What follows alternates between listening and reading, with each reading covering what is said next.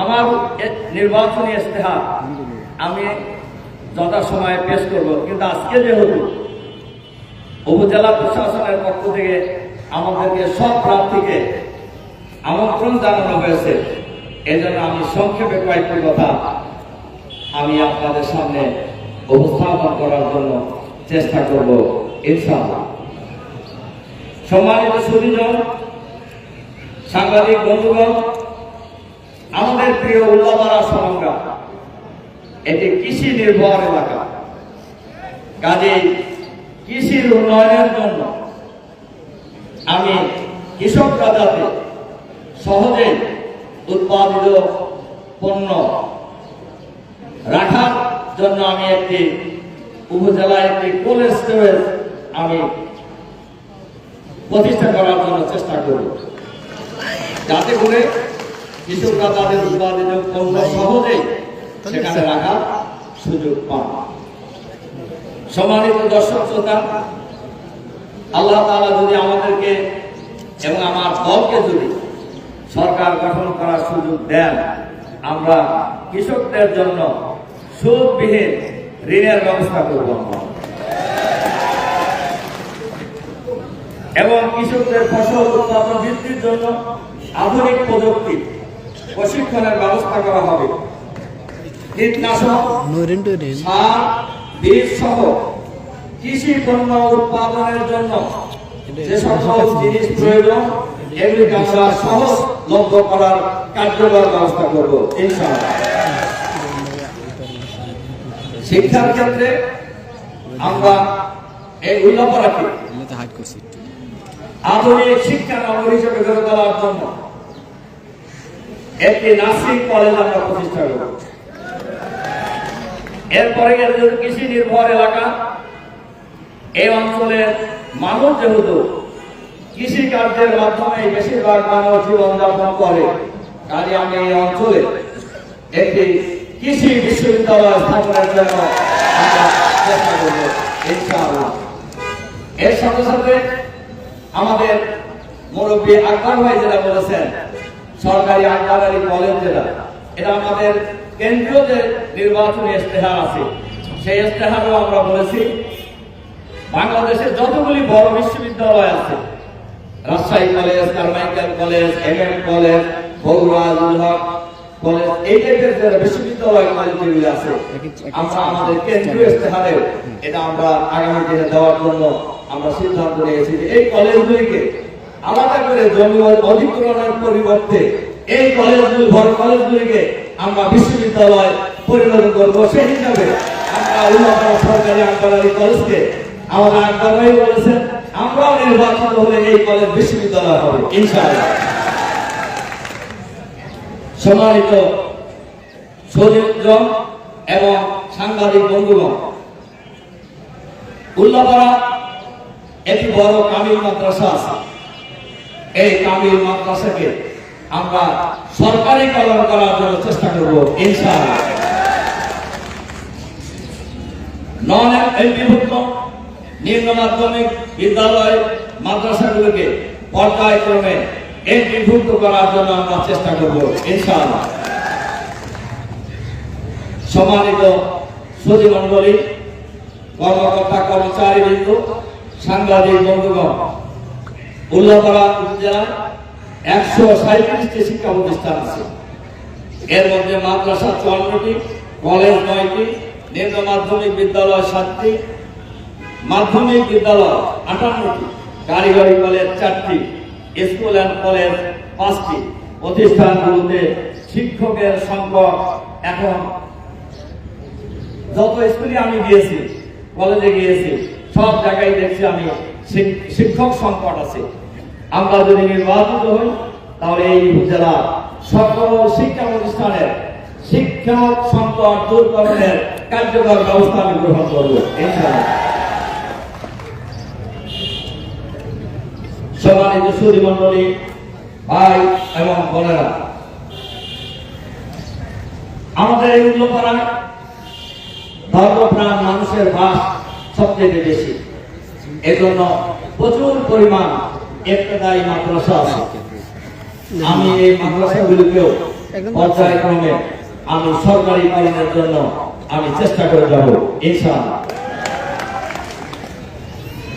সম্মানিত ভাই এবং বোনেরা, স্বাস্থ্য সেবার ক্ষেত্রে ইতিমধ্যেই আমাদের দল সিদ্ধান্ত নিয়েছে, তার আলোকে আমি আপনাদের সামনে এই প্রতিশ্রুতি দিতে চাই।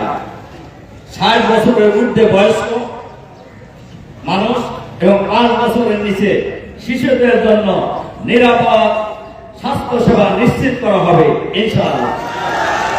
আবারও বলছি, এটা 60 বছরের উপরে যাদের বয়স এবং 1 থেকে 5 বছর পর্যন্ত যে সকল শিশু, এদের স্বাস্থ্য সেবা আমরা বিনামূল্যে স্বাস্থ্য সেবা আমরা নিশ্চিত করব ইনশাআল্লাহ। সম্মানিত ভাই এবং বন্ধুগণ, উল্লাপাড়া উপজেলায় একটি আমরা বিশেষায়িত হাসপাতাল প্রতিষ্ঠা করব শিশুদের জন্য,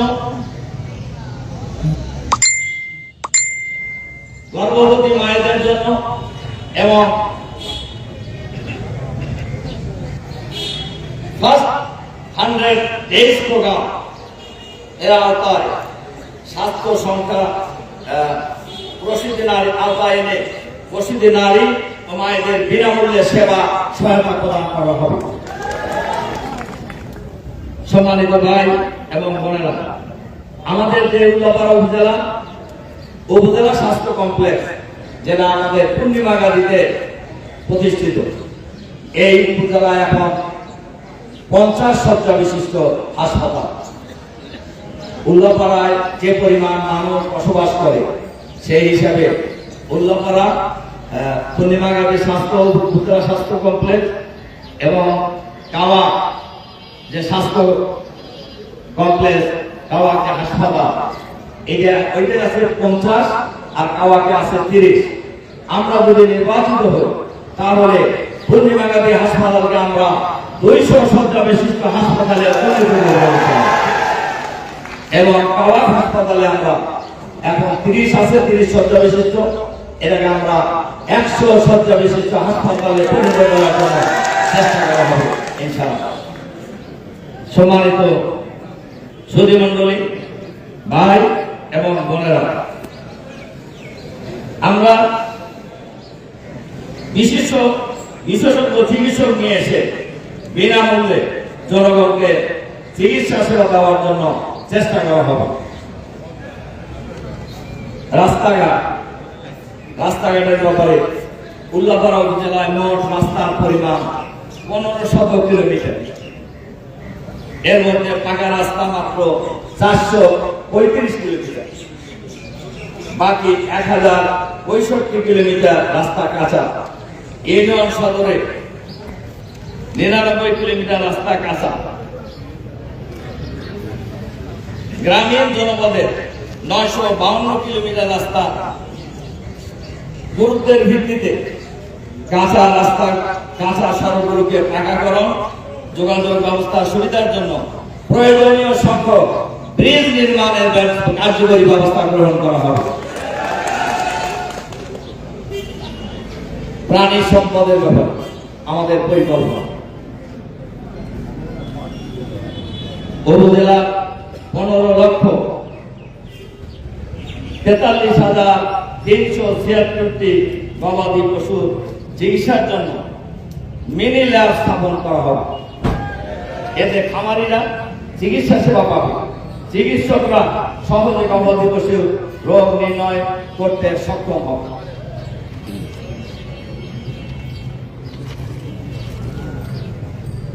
সম্মানিত সুধীমণ্ডলী, সম্মানিত সাংবাদিক বন্ধুগণ, আমাদের এই উল্লাপাড়া 1,37,098 লিটার দুধ উৎপাদন হয়, যার বাজার মূল্য প্রায় 2,25,68,700 টাকা। খামারিরা অনেক সময় দুধ বিক্রি করতে চরম অসুবিধায় পড়ে, এমনিতে তার আর্থিক ক্ষতির সম্মুখীন হয়। দুধ ফ্রিজিং ও সংরক্ষণের জন্য আমরা কার্যকর ব্যবস্থা গ্রহণ করব। এক্ষেত্রে যাতে খামারিরা ন্যায্য মূল্য পায় এ ব্যাপারে আমরা যথাযথ উদ্যোগ গ্রহণ করব ইনশাআল্লাহ। খামারিদের মাঝে সুদবিহীন ঋণ সুবিধা দেওয়ার কার্যকর ব্যবস্থা গ্রহণ করা হবে। সম্মানিত সুধীজন, সাংবাদিক বন্ধুগণ, সরকারি কর্মকর্তা কর্মচারীবৃন্দ, কর্মসংস্থানের জন্য 15,000 ফ্রিল্যান্সার তৈরি করে কর্মসংস্থানের সুযোগ সৃষ্টি করা হবে।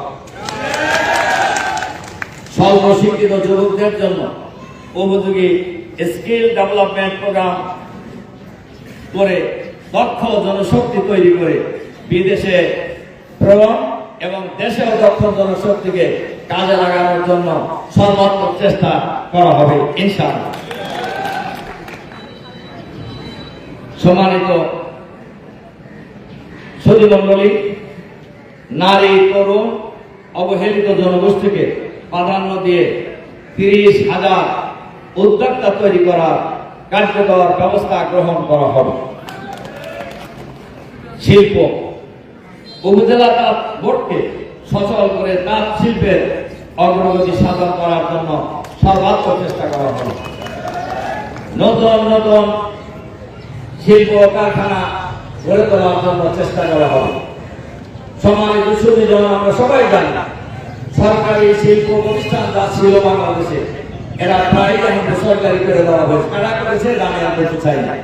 আমরা যদি নির্বাচিত হয়ে সরকার গঠন করার সুযোগ পাই তাহলে আমরা গ্রামে গঞ্জে ক্ষুদ্র শিল্প গড়ে তুলব, যাতে আমার গ্রাম বাংলা কৃষক শ্রমিকরা সাধারণ মানুষেরা বাড়ির পান্তা খেয়ে যাতে শিল্প কারখানায় কাজ করে আবার বাড়িতে ফিরে এসে ঘুমাতে পারে।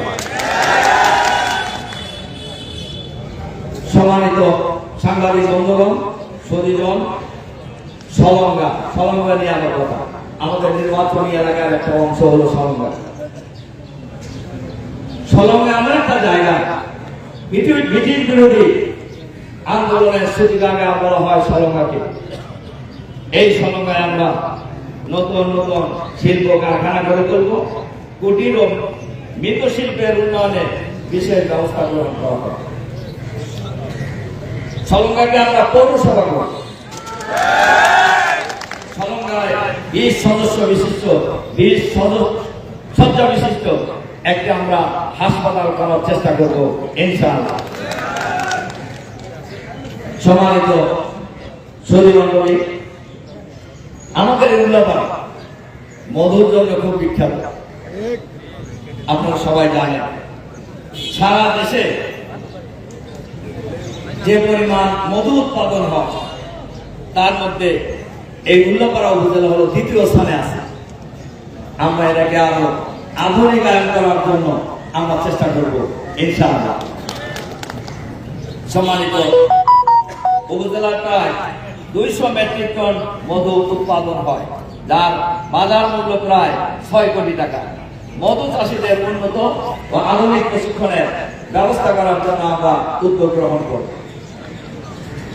সম্মানিত সুধীজন, আমার এটা লম্বা হয়ে যেতেছে, বোঝা যাচ্ছে, আমি আর বেশি বলবো না। আমি সংক্ষেপে আর 2-1টা কথা বলেই আমার কথা শেষ করব। উল্লাপাড়া উপজেলা নিরাপত্তা সংগ্রাম, উল্লাপাড়া উপজেলা বিস্তৃত অঞ্চল নিয়ে, এবং আমরা সবাই জানি উল্লাপাড়া উপজেলার একটা অংশ আছে প্রায় চলন বিলের সাথে কানেক্টেড। ওই সমস্ত এলাকার মানুষের নিরাপত্তার জন্য মোহনপুর সহ প্রয়োজনীয়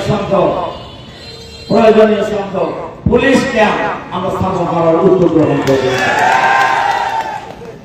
সম্মানিত সুধীমণ্ডলী, ভাই এবং বোনেরা, উল্লাপাড়া বিশেষ করে পৌরসভা একটা বড় সমস্যা। এখানে বর্জ্য নিষ্কাশনের কোনো কার্যকর ব্যবস্থা নাই। আমরা যদি উপজেলার জনগণের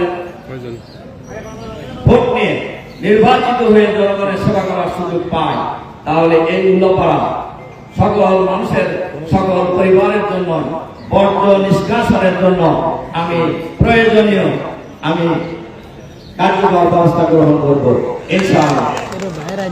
সম্মানিত জলবদ্ধ একটা উদ্যাপনার জন্য বিশেষ করে শহরের একটা মৌলিক সমস্যা, এই জলবদ্ধতা দূর করার জন্য আমরা কার্যকর ব্যবস্থা গ্রহণ করব ইনশাআল্লাহ। সম্মানিত সুধী মণ্ডলী, সব শেষে যে কথা বলে আমার কথা শেষ করতে চাই, উল্লাপাড়া বিনোদনের জন্য তেমন কোনো কার্যকরী ব্যবস্থা নেই। আমরা যদি নির্বাচিত হতে পারি, উল্লাপাড়া নদীর ওই পারে আর পশ্চিম পারে আমরা দুইটি পার্ক নির্মাণের জন্য আমরা উদ্যোগ গ্রহণ করবো ইনশাআল্লাহ। সম্মানিত ভাই এবং বোনেরা, এর সাথে সাথে আমরা প্রশাসনের কাছে আমি আজকে যে অনুরোধটা রেখে আমার কথা শেষ করতে চাই, প্রশাসন অলওয়েজ নিরপেক্ষ থাকবে, এটা আমরা আশা করি, যাতে করে উল্লাপাড়া সকল শ্রেণী পেশা সকল ভোটার ভাই বোনেরা নির্বিঘ্নে তাদের ভোটাধিকার প্রয়োগ করতে পারে। প্রশাসনের আরেকটি দায়িত্ব, নির্বাচনের প্রার্থীরা এবং স্ব প্রার্থীর লোকেরা ভোটাররা নির্বিঘ্নে যাতে ভোটের ক্যাম্পিং করতে পারে, ভোট চাইতে পারে, এই ক্ষেত্রে যেন কেউ বাধা দেওয়ার কোন চেষ্টা না করে এভাবে কার্যকর উদ্যোগ গ্রহণ করবেন প্রশাসন ইনশাআল্লাহ। যেহেতু আমরা কয়েকদিন আগে মাননীয় চিফ অ্যাডভাইজারের সাথে আমরা মিটিং করেছি, সেটি আমিও ছিলাম, আমরা ওনাকে বলেছি দীর্ঘদিন পর মানুষ এবার ভোট দেওয়া প্রত্যাশা নিয়ে, বুক ভরা আশা নিয়ে অপেক্ষা করছে 12ই ফেব্রুয়ারির জন্য। সরকারের দায়িত্ব, প্রশাসনের দায়িত্ব, ভোটাররা যাতে নির্ভয়ে নির্বিঘ্নে তাদের মতামত, তাদের ভোট প্রয়োগ করার সুযোগ পায়। আর এর সাথে সাথে প্রশাসন, সরকারও হ্যাঁ ভোটের পক্ষে তারা মতামত বলে ক্যাম্পেইন করছেন। আমরাও বলবো বাংলাদেশের মানুষের কাছে, উল্লাপাড়াবাসীর কাছে আমরা আহ্বান জানাবো, আমরা সবাই হাত পক্ষে রায় দেব। আমরা সকল রাজনৈতিক দল এবং সরকার মিলে যে আমরা সংস্কারগুলি করেছি, সেই সংস্কারগুলি যেন আগামী দিনে কার্যকর হয়, সংবিধানের অন্তর্ভুক্ত হয়, এই বিষয়টি হ্যাঁ না ভোটের উপর নির্ভর করছে। এজন্য আমরা সবাই মিলে দল, মত, জাতি, বর্ণ, ধর্ম নির্বিশেষে আমরা হ্যাঁ ভোটকে আমরা বিজয়ী করবো ইনশাআল্লাহ।